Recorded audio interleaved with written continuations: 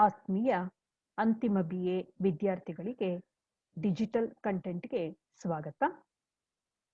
ನಾನು ವನಜಾ ಪಿ, ಸರ್ಕಾರಿ ಪ್ರಥಮ ದರ್ಜೆ ಕಾಲೇಜು HSR ಬಡಾವಣೆ ಇಲ್ಲಿ ಕನ್ನಡ ಸಹ ಪ್ರಾಧ್ಯಾಪಕರಾಗಿ ಕೆಲಸವನ್ನ ಮಾಡ್ತಾ ಇದ್ದೇನೆ.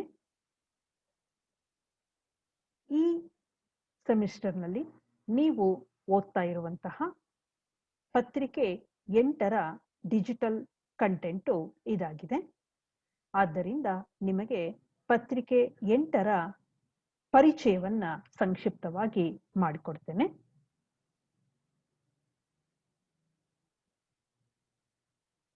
ನೀವು ಇಲ್ಲಿ 4 ಪಠ್ಯಗಳನ್ನ ಓದಬೇಕಾಗಿದೆ. ಅದರ ಜೊತೆಗೆ ತೌಲನಿಕ ಅಧ್ಯಯನ ಎಂಬಂತಹ CN ರಾಮಚಂದ್ರನ್ ಅವರ ಲೇಖನವನ್ನು ಕೂಡ ಓದ್ತಾ ಇದ್ದೀರಾ.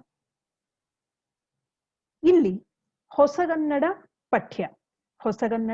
ಪಠ್ಯ ಆ ಹೊಸಗನ್ನಡ ಪಠ್ಯವನ್ನ ನೀವು ತೌಲನಿಕ ಅಧ್ಯಯನ ಮಾಡ್ತಾ ಇದ್ದೀರಾ. ಅಂದ್ರೆ ಇಲ್ಲಿ ತೌಲನಿಕ ಅಧ್ಯಯನ ಎಂಬಂತಹ ಒಂದು ವಿಮರ್ಶಾ ವಿಧಾನವೊಂದನ್ನ ಪರಿಚಯ ಮಾಡಿಕೊಡಲಾಗ್ತಾ ಇದೆ. ಅದಕ್ಕೆ ಸಂಬಂಧಪಟ್ಟ ಹಾಗೆ ತೌಲನಿಕ ಅಧ್ಯಯನ ಅಂದ್ರೆ ಏನು ಅನ್ನುವಂಥದ್ದನ್ನ CN ರಾಮಚಂದ್ರನ್ ಅವರ ಲೇಖನದಿಂದ ನಿಮಗೆ ಸ್ಪಷ್ಟಪಡಿಸಲಾಗಿದೆ. ವಿಮರ್ಶಾ ವಿಧಾನಗಳಲ್ಲಿ ಒಂದು ತೌಲನಿಕ ಅಧ್ಯಯನ. ಈ ಅಧ್ಯಯನದ ಸ್ವರೂಪವನ್ನ CN ರಾಮಚಂದ್ರನ್ ಅವರ ಲೇಖನದ ಮೂಲಕ ನೀವು ತಿಳ್ಕೊಳ್ತೀರಾ. ಅದರ ಜೊತೆಗೆ ತೌಲನಿಕ ಅಧ್ಯಯನವನ್ನ ಪ್ರಾಯೋಗಿಕವಾಗಿಯೂ ಕೂಡ ಮಾಡುವಂತಹ ಒಂದು ನಿಟ್ಟಿನಲ್ಲಿ ಈ ಪಠ್ಯ ಪುಸ್ತಕವನ್ನ ರೂಪಿಸಲಾಗಿದೆ. ತೌಲನಿಕ ಅಧ್ಯಯನಕ್ಕೆ ನಿಮಗೆ ಇಲ್ಲಿ 2 ನಾಟಕಗಳನ್ನ ನೀಡಲಾಗಿದೆ. ಹೊಸಗನ್ನಡ ಸಾಹಿತ್ಯ ಸಂದರ್ಭದಲ್ಲಿ ಪ್ರಮುಖ ಲೇಖಕರಾದಂತಹ ಡಾಕ್ಟರ್ ಚಂದ್ರಶೇಖರ ಕಂಬಾರ ಅವರ ನಾಟಕ ಶಿವರಾತ್ರಿ ಒಂದಾದ್ರೆ, ಡಾಕ್ಟರ್ ಗಿರೀಶ್ ಕಾರ್ನಾಡ್ ಅವರು ಬರೆದಿರುವಂತಹ ನಾಟಕ ತಲೆದಂಡ. ಈ 2 ಕೂಡ ಒಂದೇ ವಸ್ತುವನ್ನ ಒಳಗೊಂಡಿರೋದ್ರಿಂದ ಈ 2 ನಾಟಕಗಳ ತೌಲನಿಕ ಅಧ್ಯಯನವನ್ನ ಪ್ರಾಯೋಗಿಕವಾಗಿ ನೀವು ಇಲ್ಲಿ ಮಾಡಬೇಕಾಗತ್ತೆ. ಅದರ ಜೊತೆಗೆ ಹೊಸಗನ್ನಡ ಸಾಹಿತ್ಯ ಸಂದರ್ಭದಲ್ಲಿ ಬಹಳ ಪ್ರಮುಖವಾದಂತಹ ಪ್ರಕಾರವಾಗಿ ಬೆಳೆದು ಬರ್ತಾ ಇರುವಂಥದ್ದು ಆತ್ಮಕಥನದ ಪ್ರಕಾರ. ಆತ್ಮಕಥನದ ಪ್ರಕಾರವನ್ನ ನಿಮಗೆ ಪರಿಚಯ ಮಾಡಿಸುವ ಸಲುವಾಗಿ ತುಂಬಾಡಿ ರಾಮಯ್ಯ ಅವರು ಬರೆದಿರುವಂತಹ ಮಣೆಗಾರ ಎಂಬಂತಹ ಆತ್ಮಕಥನ ಭಾಗವನ್ನ ನಿಮಗೆ ಇಲ್ಲಿ ಇಡಲಾಗಿದೆ. ಅದರ ಜೊತೆಗೆ ಕಾದಂಬರಿ ಪ್ರಕಾರವನ್ನ ಪರಿಚಯಿಸುವ ಸಲುವಾಗಿ ಅಜ್ಞಾತನೊಬ್ಬನ ಆತ್ಮಚರಿತ್ರೆ ಹನೂರು ಕೃಷ್ಣಮೂರ್ತಿಯವರು ಬರೆದಿರುವಂತಹ ಕಾದಂಬರಿಯನ್ನ ನೀವು ಓದ್ತೀರ. ಹೀಗೆ 4 ಪಠ್ಯಗಳು. ಈ 4 ಹೊಸಗನ್ನಡ ಪಠ್ಯಗಳನ್ನ ತೌಲನಿಕ ಅಧ್ಯಯನ ವಿಧಾನದಲ್ಲಿ ನೀವು ಈ ಪತ್ರಿಕೆ 8ರಲ್ಲಿ ಅಧ್ಯಯನವನ್ನ ಮಾಡ್ತೀರ.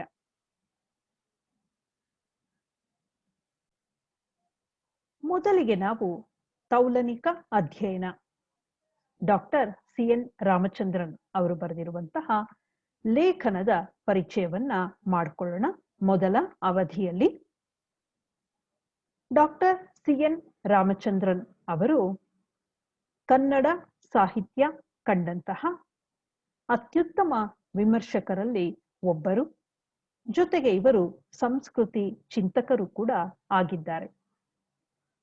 ಕನ್ನಡದ ಎಲ್ಲ ಕಾಲಘಟ್ಟಗಳ ಸಾಹಿತ್ಯ ಕೃತಿಗಳನ್ನ ಅಧ್ಯಯನ ಮಾಡಿ ಅದರ ಬಗ್ಗೆ ವಿಮರ್ಶೆಗಳನ್ನ ಬರೆದು ಕನ್ನಡ ವಿಮರ್ಶಾ ಪ್ರಕಾರಕ್ಕೆ ಒಂದು ಹೊಸ ಜೀವವನ್ನ ತಂದಂಥವರು ಡಾಕ್ಟರ್ CN ರಾಮಚಂದ್ರನ್ ಅವರು. ಕನ್ನಡ ಮತ್ತೆ ಇಂಗ್ಲಿಷ್ ಸಾಹಿತ್ಯದಲ್ಲಿ ಪ್ರಭುತ್ವವನ್ನ ಪಡೆದಂತಹ ವಿಮರ್ಶಕರು ಇವರಾಗಿದ್ದಾರೆ. ಇಂಗ್ಲಿಷ್ ಭಾಷೆ ಹಾಗೂ ಸಾಹಿತ್ಯದಲ್ಲಿ ಇವರು PhD ಪಡೆದಿದ್ದಾರೆ. ಅದರ ಜೊತೆಗೆ LLB ಪದವಿಯನ್ನು ಕೂಡ ಪಡೆದಿದ್ದಾರೆ. ಮಂಗಳೂರು ವಿಶ್ವವಿದ್ಯಾಲಯದಲ್ಲಿ ಪ್ರಾಧ್ಯಾಪಕರಾಗಿಯೂ ವಿಭಾಗದ ಮುಖ್ಯಸ್ಥರಾಗಿಯೂ ಕರ್ತವ್ಯವನ್ನ ನಿರ್ವಹಿಸಿದ್ದಾರೆ. ಭಾರತದಲ್ಲಿ ಒಂದೇ ಅಲ್ಲ, ವಿದೇಶಗಳಲ್ಲೂ ಕೂಡ ಪ್ರಾಧ್ಯಾಪಕರಾಗಿ ಇವರು ಕೆಲಸವನ್ನ ಮಾಡಿದ್ದಾರೆ. ಇವರು ಹುಟ್ಟಿದ್ದು ಜನವರಿ 1936ರಲ್ಲಿ ಮೈಸೂರು ಜಿಲ್ಲೆಯ ಚಿಲ್ಕುಂದ ಎಂಬಂತಹ ಗ್ರಾಮದಲ್ಲಿ. ಆ ಸಣ್ಣ ಗ್ರಾಮದಲ್ಲಿ ಹುಟ್ಟಿದಂತಹ ರಾಮಚಂದ್ರನ್ ಇವತ್ತು ಪ್ರಪಂಚದಾದ್ಯಂತ ಚಿರಪರಿಚಿತರಾಗಿ ಇರುವ ಹಾಗೆ ಸೇವೆಯನ್ನ ಸಲ್ಲಿಸಿದ್ದಾರೆ. ಇವರು ಬರೆದಿರುವಂತಹ ಕೃತಿಗಳು ಸಾಹಿತ್ಯ ವಿಮರ್ಶೆ, ವಸಾಹತೋತ್ತರ ಚಿಂತನೆ, ಪರಂಪರೆ ಪ್ರತಿರೋಧ, ಆಖ್ಯಾನ ವ್ಯಾಖ್ಯಾನ ಮುಂತಾದ ಕೃತಿಗಳನ್ನ ಇವರು ಬರೆದಿದ್ದಾರೆ. ಇವರು ಮಾಡಿದಂತಹ ಸೇವೆಯನ್ನ ಗುರುತಿಸಿ ಹಲವಾರು ಪ್ರಶಸ್ತಿ ಪುರಸ್ಕಾರಗಳು ಸಹ ಇವರಿಗೆ ಲಭಿಸಿದೆ.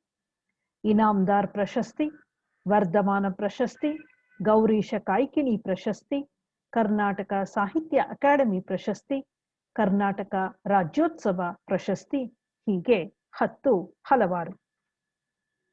ಶಿಷ್ಟ ಸಾಹಿತ್ಯದ ಅಧ್ಯಯನದ ಜೊತೆಗೆ ಮೌಖಿಕ ಪರಂಪರೆಯನ್ನು ಕೂಡ ಇವರು ಗಂಭೀರವಾಗಿ ಅಧ್ಯಯನವನ್ನ ಮಾಡಿದ್ದಾರೆ. ಜೊತೆಗೆ ಆ ಒಂದು ಕ್ಷೇತ್ರದಲ್ಲಿಯೂ ಕೂಡ ಅವರು ಕೆಲಸವನ್ನ ಮಾಡಿದ್ದಾರೆ. ಕನ್ನಡದ ಮಲೆ ಮಹದೇಶ್ವರ ಜನಪದ ಕಾವ್ಯ ಯಾರಿಗೆ ಗೊತ್ತಿಲ್ಲ? ಅಂತಹ ಮಲೆ ಮಹದೇಶ್ವರ ಜನಪದ ಕಾವ್ಯವನ್ನ ಇಂಗ್ಲಿಷಿಗೆ ಅನುವಾದ ಮಾಡಿದಂಥವರು ಡಾಕ್ಟರ್ CN ರಾಮಚಂದ್ರನ್. ಇವರು ಬರೆದಂತಹ ಹೊಸ ಮಡಿಯ ಮೇಲೆ ಚದುರಂಗ ಎಂಬಂತಹ ಕೃತಿ ಜಗತ್ತಿನ ಮಹತ್ವದ 25 ಮೌಖಿಕ ಮಹಾಕಾವ್ಯಗಳ ಅಧ್ಯಯನವನ್ನ ಒಳಗೊಂಡಿದೆ. ಹೀಗೆ ಸಾಹಿತ್ಯ ಕ್ಷೇತ್ರದಲ್ಲಿ ಸಾಕಷ್ಟು ಕೆಲಸವನ್ನ ಮಾಡಿರುವಂಥವರು ಡಾಕ್ಟರ್ CN ರಾಮಚಂದ್ರನ್. ಅವರು ಬರೆದಿರುವಂತಹ ಕೆಲವು ಪುಸ್ತಕಗಳನ್ನ ಇಲ್ಲಿ ನೀವು ನೋಡಬಹುದು. ಭಾಷಾಂತರ, ಸೈದ್ಧಾಂತಿಕ ಹಾಗೂ ಅನ್ವಯಿಕ ನೆಲೆಗಳು, ರಕ್ತಿ ರೂಪಣೆ ಎಂಬಂತಹ ಒಂದು ಪುಸ್ತಕವನ್ನು ಕೂಡ ನೀವು ನೋಡಬಹುದು. ನಿಮಗೆ ಆಸಕ್ತಿ ಇದ್ರೆ ಇದು ಕೊಂಡುಕೊಳ್ಳೋದಕ್ಕೂ ಕೂಡ ಲಭ್ಯ ಇರುತ್ತೆ. ಇನ್ನು CN ರಾಮಚಂದ್ರನ್ ಅವರ ವ್ಯಕ್ತಿ ವಿವರ ಮತ್ತೆ ಅವರ ಕೃತಿಗಳನ್ನ ಕುರಿತು ಡಾಕ್ಟರ್ C ನಾಗಣ್ಣ ಅವರು ಬರೆದಿರುವಂತಹ ಪುಸ್ತಕ CN ರಾಮಚಂದ್ರನ್ ಅನ್ನುವಂತಹ ಒಂದು ಪುಸ್ತಕ.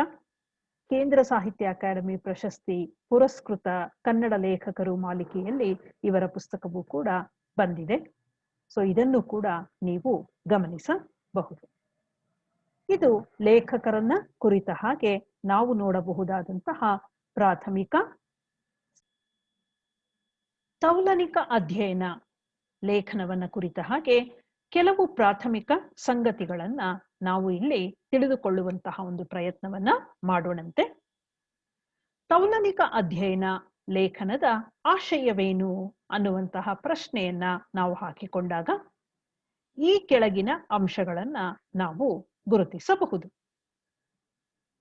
ಸಮಕಾಲೀನ ಸಂದರ್ಭದ ಸಾಹಿತ್ಯ ಅಧ್ಯಯನ ವಿಧಾನಗಳಲ್ಲಿ ಒಂದಂತಹ ತೌಲನಿಕ ಅಧ್ಯಯನದ ಬಗ್ಗೆ ಸ್ಪಷ್ಟವಾದ ತಿಳುವಳಿಕೆಯನ್ನ ನೀಡುವಂಥದ್ದು. ತೌಲನಿಕ ಅಧ್ಯಯನದ ಬಗ್ಗೆ ಸಾಕಷ್ಟು ಗೊಂದಲಗಳಿದಾವೆ. ಆ ಗೊಂದಲಗಳನ್ನೆಲ್ಲ ಪರಿಹರಿಸಿ ಒಂದು ಸ್ಪಷ್ಟವಾದಂತಹ ತಿಳುವಳಿಕೆಯನ್ನ ಕೊಡುವಂತಹ ಪ್ರಯತ್ನವನ್ನ ಈ ಒಂದು ಲೇಖನದಲ್ಲಿ ಲೇಖಕರು ಮಾಡ್ತಾ ಇದ್ದಾರೆ. ಆದ್ದರಿಂದ ತೌಲನಿಕ ಅಧ್ಯಯನದ ಬಗ್ಗೆ ವಿದ್ಯಾರ್ಥಿಗಳಿಗೆ ಒಂದು ಸ್ಪಷ್ಟವಾದ ನಿಲುವು ಇಲ್ಲಿ ತೆಗೆದುಕೊಳ್ಳೋದಕ್ಕೆ ಸಾಧ್ಯ ಆಗತ್ತೆ ಅಂತ ಹೇಳಿ ಭಾವಿಸಬಹುದು. ಇನ್ನು ತೌಲನಿಕ ವಿಮರ್ಶೆಗೂ ತೌಲನಿಕ ಅಧ್ಯಯನಕ್ಕೂ ಇರುವಂತಹ ವ್ಯತ್ಯಾಸವನ್ನ ಗುರುತಿಸೋದು. ಈ ಲೇಖನದ ಇನ್ನೊಂದು ಮುಖ್ಯ ಆಶಯ ಏನು ಅಂತ ಹೇಳಿದ್ರೆ, ತೌಲನಿಕ ವಿಮರ್ಶೆ ಮತ್ತೆ ತೌಲನಿಕ ಅಧ್ಯಯನ ಎರಡನ್ನೂ ಕೂಡ ಒಂದೇ ಅಂತ ಹೇಳಿ ಭಾವಿಸಲಾಗ್ತಾ ಇದೆ. ಅವೆರಡೂ ಕೂಡ ಬೇರೆ ಬೇರೆ ಅನ್ನುವಂಥದ್ದನ್ನ ಇಲ್ಲಿ ಗುರುತಿಸುವಂತಹ ಒಂದು ಪ್ರಯತ್ನವನ್ನ ಮಾಡಲಾಗಿದೆ. ಮುಂದೆ ಅದನ್ನು ಕೂಡ ನೋಡೋಣಂತೆ. ಇನ್ನು ಮೂರನೇದು ತೌಲನಿಕ ಅಧ್ಯಯನ ಭಾರತದಲ್ಲಿ ಬೆಳೆದು ಬಂದ ಕ್ರಮವನ್ನ ಗುರುತಿಸುವಂಥದ್ದು. ಅಂದ್ರೆ ತೌಲನಿಕ ಸಾಹಿತ್ಯದ ಒಂದು ಚರಿತ್ರೆ ಭಾರತದಲ್ಲಿ ಹೇಗೆ ಬೆಳೆದು ಬಂತು ಅನ್ನುವಂಥದ್ದನ್ನ ಗುರುತಿಸುವಂಥದ್ದು. ನಾಲ್ಕನೇದು ತೌಲನಿಕ ಅಧ್ಯಯನದ ಉದ್ದೇಶಗಳನ್ನ ಗುರುತಿಸುವಂಥದ್ದು. ಯಾಕೆ ನಾವು ಈ ತೌಲನಿಕ ಅಧ್ಯಯನವನ್ನ ಮಾಡ್ತೇವೆ, ಇದರಿಂದ ಆಗುವಂತಹ ಪ್ರಯೋಜನಗಳು ಏನು ಅನ್ನುವಂಥದ್ದನ್ನ ಈ ಒಂದು ಭಾಗದಲ್ಲಿ ನಾವು ನೋಡಬಹುದು. ನಾಲ್ಕನೇದು ತೌಲನಿಕ ಅಧ್ಯಯನದ ಮುಖ್ಯ ಪ್ರಕಾರಗಳನ್ನ ಗುರುತಿಸುವಂಥದ್ದು. ತೌಲನಿಕ ಅಧ್ಯಯನದಲ್ಲೂ ಕೂಡ ವಿವಿಧ ಪ್ರಕಾರಗಳಿದ್ದಾವೆ. ಆ ಪ್ರಕಾರಗಳನ್ನ ಗುರುತಿಸುವಂತಹ ಒಂದು ಆಶಯವನ್ನು ಕೂಡ ಈ ಲೇಖನ ಒಳಗೊಂಡಿದೆ. ಈ ಲೇಖನದ ಆಶಯ ಅಂತಲೂ ಕೂಡ ನಾವು ಹೇಳಬಹುದು. ಮತ್ತೆ ಈ ಲೇಖನವನ್ನ ಅರ್ಥ ಮಾಡಿಕೊಳ್ಳುವ ಸಲುವಾಗಿ ನಾವು ಮಾಡಿಕೊಳ್ಳುವಂತಹ ಒಂದು ವಿಂಗಡಣೆ ಅಂತ ಕೂಡ ನಾವು ಇದನ್ನ ಹೇಳಬಹುದಾಗಿದೆ. ಲೇಖನವನ್ನ ಅರ್ಥ ಮಾಡಿಕೊಳ್ಬೇಕಾದ್ರೆ ಅದರಲ್ಲಿರುವಂತಹ ಪ್ರಮುಖವಾದ ಅಂಶಗಳನ್ನ ಗುರುತಿಸಿಕೊಂಡಾಗ ನಾವು ಲೇಖನವನ್ನ ಸ್ಪಷ್ಟವಾಗಿ ಅರ್ಥ ಮಾಡ್ಕೊಳ್ಳೋದಕ್ಕೆ ಸಾಧ್ಯ ಆಗುತ್ತೆ. ಆದ್ರಿಂದ ಲೇಖನದಲ್ಲಿರುವಂತಹ ಅಂಶಗಳನ್ನ ಈ ರೀತಿ 5 ಭಾಗಗಳನ್ನಾಗಿಯೂ ಕೂಡ ಇಲ್ಲಿ ಮಾಡಿಕೊಳ್ಳಲಾಗಿದೆ. ತೌಲನಿಕ ಅಧ್ಯಯನ ಎಂದರೆ ಏನು? ನಾವು ಮೊದಲಿಗೆ ತೆಗೆದುಕೊಳ್ಳುವಂತಹ ಒಂದು ಪ್ರಶ್ನೆ ಏನು ಅಂತಂದ್ರೆ ತೌಲನಿಕ ಅಧ್ಯಯನ ಹಾಗಂದ್ರೆ ಏನು? ತೌಲನಿಕ ಅಧ್ಯಯನವನ್ನ ಕುರಿತ ಹಾಗೆ ಯಾವ ರೀತಿಯ ವ್ಯಾಖ್ಯಾನವನ್ನ ನಾವು ಮಾಡಬಹುದು ಅಂತ ಪ್ರಶ್ನೆಯನ್ನ ಹಾಕಿಕೊಂಡ್ರೆ ಅದಕ್ಕೆ ನಾವು ಈ ರೀತಿ ಉತ್ತರವನ್ನ ಕೊಡಬಹುದು ಅಂತ ಹೇಳಬಹುದು. ಮೊದಲನೇದಾಗಿ ತೌಲನಿಕ ಅಂದರೆ ಏನು ಅಂತ ಯೋಚನೆ ಮಾಡಿದಾಗ ತೌಲನಿಕ ಎಂದರೆ ಹೋಲಿಸುವುದು, ತುಲನೆ ಮಾಡುವುದು, ತುಲನೆ ಮಾಡುತ್ತಾ ವಿಶ್ಲೇಷಿಸುವುದು ಅಂತ ಹೇಳಿ ಸರಳವಾಗಿ ಹೇಳಬಹುದು.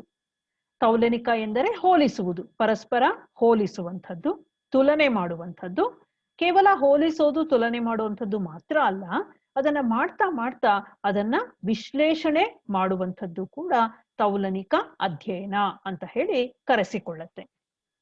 ಇನ್ನು ಸರಳವಾಗಿ ಹೇಳಬಹುದು ಅಂತ ಅನ್ನೋದಾದ್ರೆ 2 ಅಥವಾ 2ಕ್ಕಿಂತ ಹೆಚ್ಚಿನ ಸಾಹಿತ್ಯ ಪಠ್ಯಗಳನ್ನ ಒಟ್ಟಿಗೆ ಇಟ್ಟು ನೋಡುವಂಥದ್ದು, ಅಥವಾ 2 ಅಥವಾ 3 ಜನ ಲೇಖಕರನ್ನ ಒಟ್ಟಿಗೆ ಇಟ್ಟು ವಿಶ್ಲೇಷಿಸುವಂಥದ್ದು. ಈ ರೀತಿ ಹಲವು ರೀತಿಗಳಲ್ಲಿ ತೌಲನಿಕ ಅಧ್ಯಯನವನ್ನ ನಡೆಸೋದಕ್ಕೆ ಸಾಧ್ಯ ಇದೆ. ಇನ್ನು ತೌಲನಿಕ ಸಾಹಿತ್ಯ ಅಂತ ಹೇಳಿದ್ರೆ ವಿವಿಧ ಸಾಹಿತ್ಯಗಳ ತುಲನಾತ್ಮಕ ಅಧ್ಯಯನ. ಯಾವುದಾದ್ರು ಒಂದು ಸಮಾನ ಅಂಶ ಇರುವಂತಹ ವಿವಿಧ ಸಾಹಿತ್ಯ ಕೃತಿಗಳನ್ನ, ಪಠ್ಯಗಳನ್ನ ಇಟ್ಕೊಂಡು ಅವುಗಳ ತುಲನಾತ್ಮಕ ಅಧ್ಯಯನವನ್ನ ನಾವು ತೌಲನಿಕ ಅಧ್ಯಯನ ಅಂತ ಹೇಳಿ ಕರೆಯೋದಕ್ಕೆ ಸಾಧ್ಯ ಇದೆ. ಈ ಅಧ್ಯಯನವನ್ನ ಮಾಡ್ತಾ ಮಾಡ್ತಾ ಆ ಪಠ್ಯಗಳಲ್ಲಿರುವಂತಹ ಸಾಮ್ಯತೆಗಳನ್ನ, ಅಂದ್ರೆ ಏನು ಸಮಾನ ಅಂಶಗಳಿದಾವೆ ಅದನ್ನ ಗುರುತಿಸುವಂಥದ್ದು. ಸಮಾನ ಅಂಶಗಳನ್ನ ಗುರುತಿಸುವಂಥದ್ದು ಮಾತ್ರ ಅಲ್ಲ, ಅದರಲ್ಲಿರುವಂತಹ ಭಿನ್ನತೆಗಳನ್ನ, ಅಂದ್ರೆ ಭಿನ್ನವಾದ ಅಂಶಗಳನ್ನು ಕೂಡ ಗುರುತಿಸುವಂಥದ್ದು. ಇದನ್ನ ನಾವು ತುಂಬಾ ಸರಳವಾಗಿ ಆದರೆ ಸ್ಪಷ್ಟವಾಗಿ ತೌಲನಿಕ ಅಧ್ಯಯನ ಅಂತ ಹೇಳಿ ಕರಿಬಹುದು ಅಂತ ಹೇಳಿ ಲೇಖಕರು ಹೇಳ್ತಾರೆ. ಇದೊಂದು ಅಧ್ಯಯನ ಕ್ರಮ. ತೌಲನಿಕ ಅಧ್ಯಯನ ಅನ್ನುವಂಥದ್ದೊಂದು ಅಧ್ಯಯನ ಕ್ರಮ. ಇಂಗ್ಲಿಷ್ ಮತ್ತೆ ಪಾಶ್ಚಿಮಾತ್ಯ ಭಾಷೆಗಳಲ್ಲಿ ಈ ರೀತಿಯ ಅಧ್ಯಯನಗಳನ್ನ ಕುರಿತು ಬೇಕಾದಷ್ಟು ಲೇಖನಗಳು ಬಂದಿವೆ. ಆದರೆ ಕನ್ನಡ ಭಾಷೆಯಲ್ಲಿ ಇಂತಹ ಲೇಖನಗಳು ತುಂಬಾ ಇಲ್ಲ. ಹಾಗಾಗಿ CN ರಾಮಚಂದ್ರನ್ ಅವರು ಈ ಲೇಖನವನ್ನ ಬರೆದಿದ್ದಾರೆ. ಇದನ್ನ ಲೇಖನದಲ್ಲಿ CN ರಾಮಚಂದ್ರನ್ ಅವರೇ ಹೇಳ್ಕೊಳ್ತಾರೆ. ಯಾಕೆ ಈ ಒಂದು ಲೇಖನವನ್ನ ಬರೆದೆ ಅನ್ನುವಂತಹ ಒಂದು ಪ್ರಶ್ನೆಗೆ ಉತ್ತರವನ್ನ ನೀಡ್ತಾ ಕನ್ನಡ ಭಾಷೆಯಲ್ಲಿ ಇಂತಹ ಲೇಖನಗಳು ತುಂಬಾ ಕಡಿಮೆ ಇವೆ ಅಥವಾ ಬಂದೇ ಇಲ್ಲ ಅಂತ ಹೇಳಬಹುದು. ಆದ್ರಿಂದ ಇಂಗ್ಲಿಷ್ ಭಾಷೆಯಲ್ಲಿ ಸಾಕಷ್ಟು ನೈಪುಣ್ಯತೆಯನ್ನ ಹೊಂದಿರುವಂತಹ, ಸಾಕಷ್ಟು ಕೆಲಸವನ್ನ ಮಾಡಿರುವಂತಹ CN ರಾಮಚಂದ್ರನ್ ಕನ್ನಡ ಭಾಷೆಯಲ್ಲಿ ಇರುವಂತಹ ಈ ಒಂದು ಏನು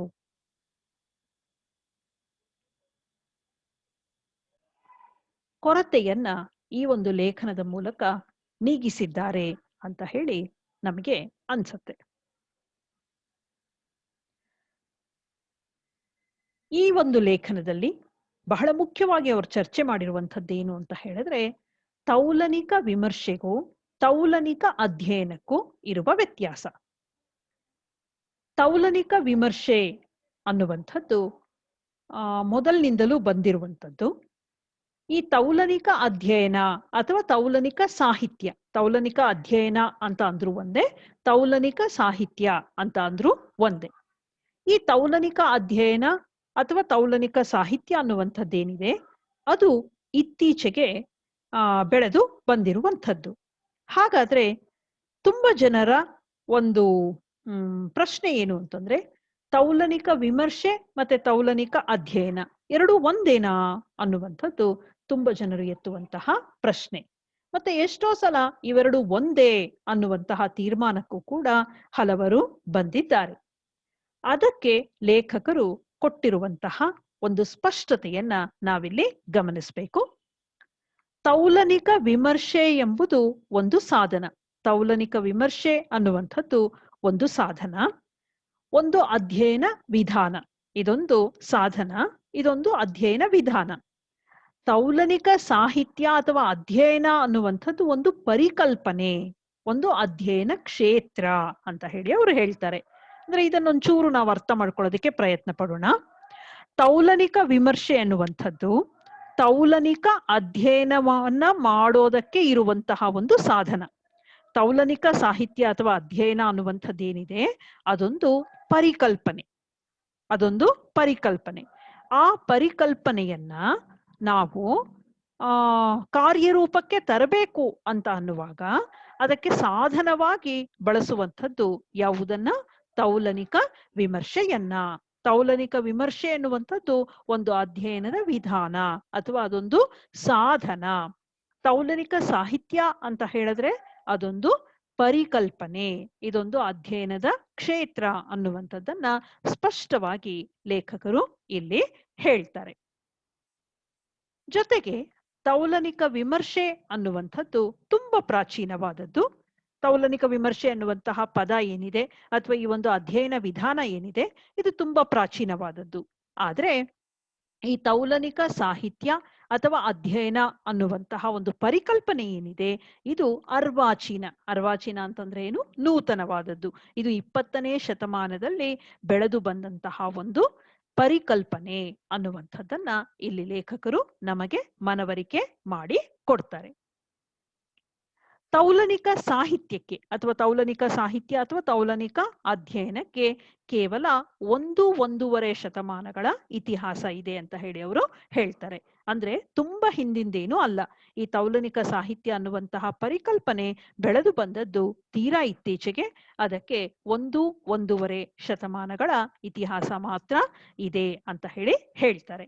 ಅಂದ್ರೆ ಇಲ್ಲಿ ನಾವು ಅರ್ಥ ಮಾಡ್ಕೊಳ್ಬೇಕಾದ್ದು, ಮತ್ತೆ ಇನ್ನೊಂದ್ಸಲ ಹೇಳ್ತೀನಿ, ತೌಲನಿಕ ವಿಮರ್ಶೆಗೂ ಮತ್ತು ತೌಲನಿಕ ಅಧ್ಯಯನಕ್ಕೂ ವ್ಯತ್ಯಾಸ ಇದೆ. ತೌಲನಿಕ ವಿಮರ್ಶೆ ಅನ್ನುವಂಥದ್ದು ಒಂದು ಸಾಧನ. ತೌಲನಿಕ ಸಾಹಿತ್ಯ ಅಥವಾ ತೌಲನಿಕ ಅಧ್ಯಯನವನ್ನ ಮಾಡೋದಕ್ಕೆ ಇದು ಇರುವಂತಹ ಒಂದು ಸಾಧನ. ಯಾವುದು? ತೌಲನಿಕ ವಿಮರ್ಶೆ ಅನ್ನುವಂಥದ್ದು. ತೌಲನಿಕ ಅಧ್ಯಯನ ಅನ್ನುವಂಥದ್ದೇನು? ಅದೊಂದು ಪರಿಕಲ್ಪನೆ ಅನ್ನುವಂಥದ್ದನ್ನ ಅವರು ಹೇಳ್ತಾರೆ. ತೌಲನಿಕ ವಿಮರ್ಶೆ ಅನ್ನುವಂಥದ್ದು ತುಂಬಾ ಪ್ರಾಚೀನವಾದದ್ದು. ಆದ್ರೆ ತೌಲನಿಕ ಸಾಹಿತ್ಯ ಅನ್ನುವಂಥದ್ದೇನಿದೆ ಅದು ಇತ್ತೀಚೆಗೆ ಬಂದದ್ದು. ಅದಕ್ಕೆ ಕೇವಲ 1-1.5 ಶತಮಾನಗಳ ಇತಿಹಾಸ ಇದೆ ಅಂತ ಹೇಳಿ ಲೇಖಕರು ಹೇಳ್ತಾರೆ. ಸೊ ನಾವು ಪುನರಾವರ್ತನೆ ಮಾಡೋದಾದ್ರೆ ಮತ್ತೆ ಲೇಖಕರಾದಂತಹ CN ರಾಮಚಂದ್ರನ್ ಅವರ ಪರಿಚಯವನ್ನ ನಾವು ಇಲ್ಲಿ ಮಾಡ್ಕೊಂಡಿದ್ದೇವೆ. CN ರಾಮಚಂದ್ರನ್ ವಿಮರ್ಶಾ ಕ್ಷೇತ್ರದಲ್ಲಿ ತುಂಬಾ ಒಳ್ಳೆಯ ಕೆಲಸವನ್ನ ಮಾಡಿದಂಥವರು. ಅದರ ಜೊತೆಗೆ ಮೌಖಿಕ ಸಾಹಿತ್ಯ ಕ್ಷೇತ್ರದಲ್ಲೂ ಕೂಡ ಅತ್ಯಂತ ಒಳ್ಳೆಯ ಕೆಲಸವನ್ನ ಮಾಡಿರುವಂತಹ ಕೇಂದ್ರ ಸಾಹಿತ್ಯ ಅಕಾಡೆಮಿ ಪ್ರಶಸ್ತಿ ಪುರಸ್ಕೃತರು. ಅದರ ಜೊತೆಗೆ ನಾವು ತೌಲನಿಕ ಅಧ್ಯಯನ ಅಂದ್ರೆ ಏನು ಅನ್ನುವಂಥದ್ದನ್ನ ತಿಳ್ಕೊಂಡ್ವಿ. ತೌಲನಿಕ ಅಧ್ಯಯನ ಅಂತ ಹೇಳಿದ್ರೆ ಅದೊಂದು ಪರಿಕಲ್ಪನೆ. 2 ಕೃತಿಗಳ ನಡುವೆ ಅಥವಾ 2 ಕೃತಿಗಳನ್ನ ಹೋಲಿಸಿ ನಾವು ನಡೆಸಬಹುದಾದಂತಹ ಒಂದು ಅಧ್ಯಯನ ಅಂತ ಹೇಳಿ ನಾವು ಹೇಳಬಹುದು. ತೌಲನಿಕ ವಿಮರ್ಶೆಗೂ ಮತ್ತೆ ತೌಲನಿಕ ಅಧ್ಯಯನಕ್ಕೂ ಇರುವಂತಹ ವ್ಯತ್ಯಾಸವನ್ನು ಕೂಡ ನಾವು ಇಲ್ಲಿ ತಿಳ್ಕೊಂಡಿದ್ದೇವೆ. ಇನ್ನು ನೀವು ಈ ಒಂದು ಪಠ್ಯಕ್ಕೆ ಪರಾಮರ್ಶನ ಕೃತಿಗಳು ಬಳಸಬಹುದಾದಂತಹ ಪರಾಮರ್ಶನ ಕೃತಿಗಳು ಹೆಚ್ಚಿನ ವಿಚಾರವನ್ನ ತಿಳ್ಕೊಳ್ಳೋದಕ್ಕೆ ಅಂತ ಹೇಳಿದ್ರೆ ಸಾಹಿತ್ಯ ವಿಮರ್ಶೆ ಎಂಬಂತಹ CN ರಾಮಚಂದ್ರನ್ ಅವರ ಪುಸ್ತಕ. ಶಿಲ್ಪ ವಿನ್ಯಾಸ ಡಾಕ್ಟರ್ CN ರಾಮಚಂದ್ರನ್ ಅವರೇ ಬರೆದದ್ದು.